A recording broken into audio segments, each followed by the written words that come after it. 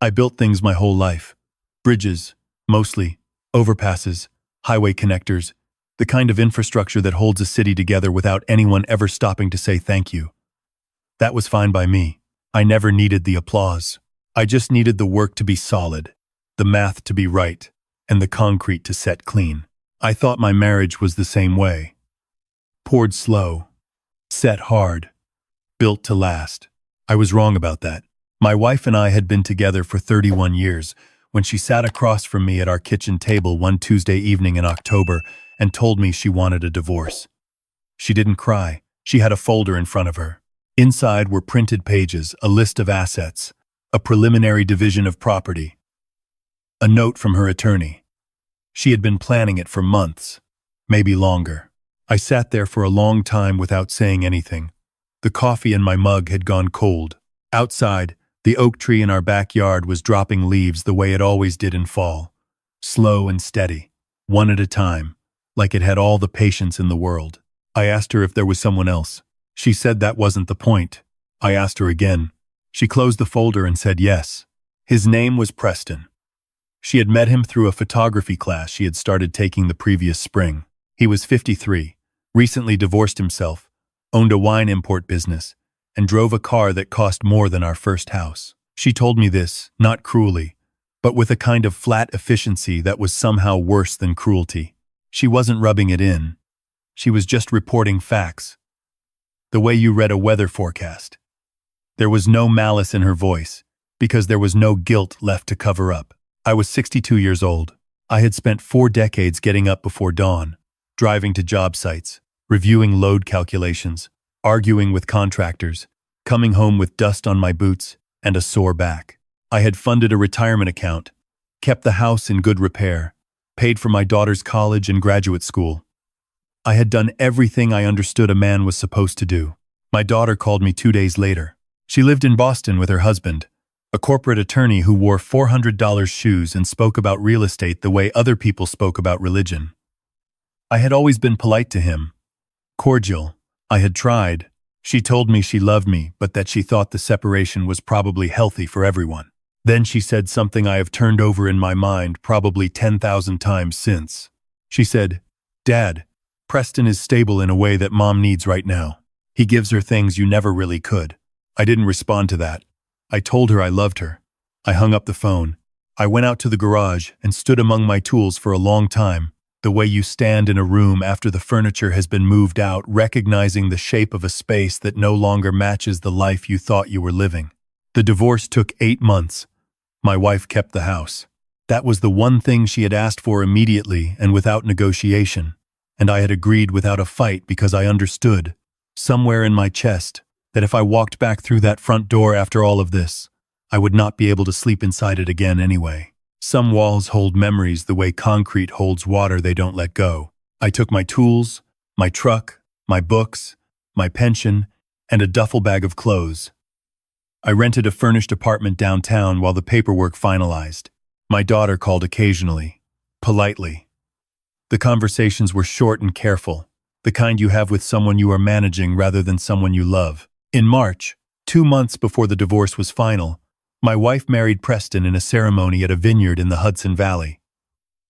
My daughter was the maid of honor. I found out through a mutual friend who sent me a photo by mistake, then immediately apologized and said he hadn't realized I wasn't on the list. I sat with that for exactly 1 evening. Then I started making other plans. I had a colleague, a man I had worked with on a bridge project in the 90s, a structural engineer from New Zealand who had come to the States for a few years and then gone home. We had stayed in touch the way people do when they genuinely respect each other, but geography keeps them apart.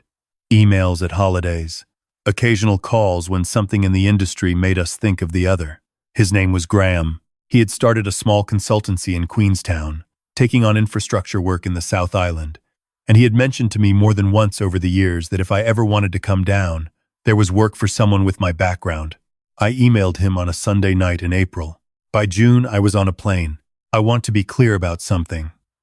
I did not leave because I was running away.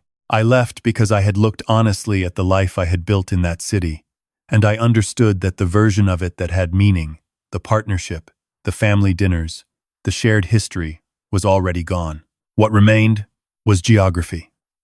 A zip code, a set of familiar streets attached to a story that had been rewritten without my input. I am a structural engineer. I understand load-bearing walls. I know the difference between a wall that holds something up and a wall that just fills a space. What I was living in was a shell. I walked out of it calmly, and I did not look back. Queenstown in winter is not what most Americans picture when they think of New Zealand. It is cold and still, and the mountains come down so close to the lake that in the early morning the whole valley is in shadow until well past 8. I rented a small house 20 minutes outside of town, on a gravel road with a view of the Remarkables that made me stop my car the first evening and just stand there in the cold for a while, breathing. Graham had not exaggerated about the work. The South Island had 2 large road projects underway and a bridge repair contract that needed a senior review engineer. I was busy within 2 weeks of arriving. I worked long days. I cooked simple food at night. I walked by the lake on weekends. I learned the names of the birds. I did not contact my wife. I did not contact Preston. I sent my daughter a brief email, letting her know my new address and phone number, and that I was well, and that I hoped she was too. She replied 4 days later with 3 lines that told me she was glad I had found something to keep me busy. 3 lines. I saved the email. Not because it hurt. I was past the stage of collecting hurts, but because I wanted to remember it accurately. Memory has a way of softening things over time, and I didn't want to let this one soften. I needed to see it clearly. 6 months passed, then 8, then a year. I turned 63 in New Zealand. Graham and his wife had me over for dinner. His wife made lamb, and there was good wine, and afterward we sat on their deck with the mountains across the lake going dark violet in the last of the light. And I thought with a clarity that surprised me that I was content. Not performing contentment, not pretending. Actually, genuinely at rest inside myself for the first time, in longer than I could remember. I had started writing again. Years ago, before the busyness of career and family had crowded it out, I had kept a journal. Not a diary, not lists of events, but proper writing. Observations, reflections, things I had tried to understand by putting them into sentences. I started again in Queenstown, and I found that the voice was still there, just quieter, like a river that had been running underground. I also started consulting independently, outside of Graham's firm. Word had spread in the regional engineering community that there was an American with 40 years of bridge experience who charged fair rates and delivered clean work. I had more contracts than I needed. I turned some down. My savings, combined with my pension and the consulting income, meant I was living better at 63 in a rented house in New Zealand than I had lived at 45 in a house I owned in the States. Not extravagantly, solidly. The word that kept coming to me was sustainable. It was on a Thursday evening in late autumn, my second autumn in the Southern Hemisphere, which meant April, which Americans sometimes find disorienting, that my phone rang with a number I recognized. My daughter's number. I looked at it for 2 full rings before I answered. Not from hesitation, exactly. More from a kind of quiet attention. I wanted to be composed before I spoke. I wanted to be present and clear, not caught off guard. I answered. She was crying before she said my name. I waited. She said that things had been very difficult. She said that her husband, the attorney with the expensive shoes, had left her 8 months earlier for a junior colleague at his firm. She said she had been trying to manage on her own. She said the apartment in Boston was expensive, and her income as a research coordinator at the university didn't stretch far enough. She said she had been too proud to call. I listened to all of this. I did not rush her. I did not fill the silences with reassurances she hadn't asked for yet. Then she said, "And Mom, Dad, things with Mom aren't good either." I asked her what she meant. She told me that Preston's wine import business, which had looked so impressive from the outside, had been operating on borrowed expansion for years. A distributor contract had collapsed. There were debts. There was a legal dispute with a former partner that had been draining money for 2 years without any of them knowing how bad it was. The house, my former house, had been remortgaged twice. Preston had taken my ex-wife through 3 years of escalating financial anxiety and was now discussing the possibility of selling. My ex-wife had called my daughter asking if she thought I might be willing to help. I sat with that for a moment. Then I asked my daughter a question. I asked her what she had thought. When her mother had first asked her that, she was quiet for a long time. Then she said, "I told her I didn't know." I said, "That was honest." She asked me what I was going to do. I told her I wasn't sure yet. I told her I loved her. I told her I was glad she called. I did not tell her about the second bedroom in the house that I had slowly begun to furnish with things a visitor might need. I did not tell her about the conversation I'd had with Graham 2 months earlier about whether a short-term position could be arranged in his firm for someone early in their career. I do not believe in performing generosity in advance. You give when the moment arrives, and you give what you can give cleanly. What I did do, the following week, was write 2 letters. I sat at the small wooden desk by the window overlooking the lake. In the morning, when the light came over the mountains and the water was flat and gray and still, and I wrote them both by hand. The first letter was to my daughter. I told her that I had heard her, that I understood she had been carrying something heavy and had chosen, finally, to put it down by calling me, and that I respected that. I told her that the door was open, that there was a room in my house, that there was someone in this part of the world who would like to know her better, if she was willing.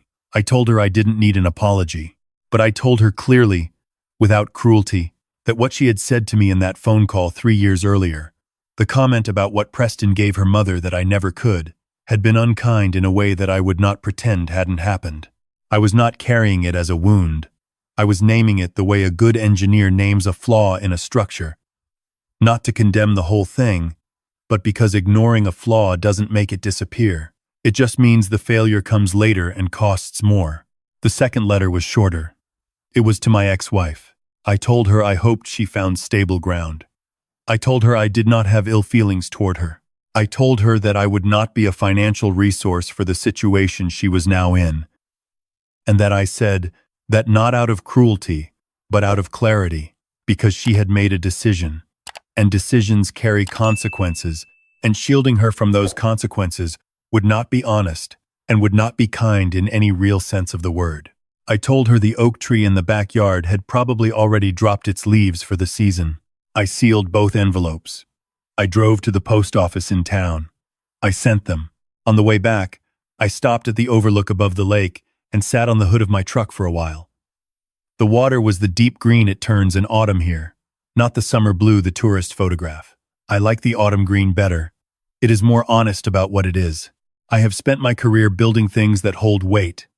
That is not a metaphor, it is the literal work of my hands and my mind across 4 decades. But I have also come to understand that the most important structures we build are not the ones made of concrete and rebar.